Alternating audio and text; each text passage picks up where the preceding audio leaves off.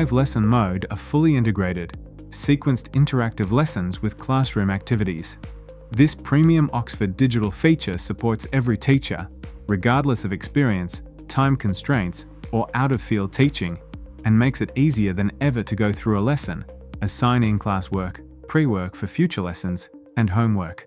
This feature can be projected at the front of class, with students able to join with their own devices. It can also be used for remote teaching. This feature will be available as a premium feature for digital OUP titles.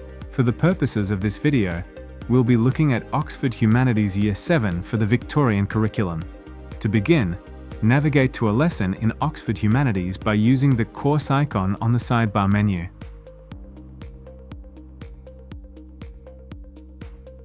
From the Lesson Opener screen, click Go to Lesson Plan. Each lesson contains suggested timings, curriculum links, resources, teaching advice, and more. Once you're ready to start the lesson, simply click Start Live Lesson. On this screen, you can wait for students to join the lesson.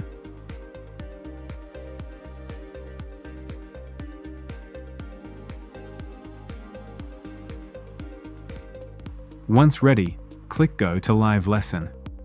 When you're in live lesson mode, content appears in slide view. This was developed with cognitive load theory in mind, to ensure students can access and take in the content. As you click into the next slides, students are brought along with you.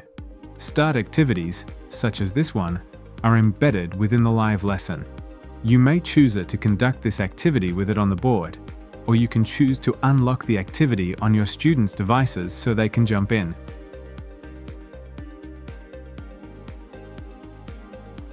At the end of the live lesson, you can click End Live Lesson.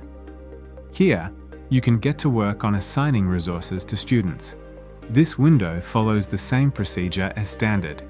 If you need help with this, please refer to our Help video playlist.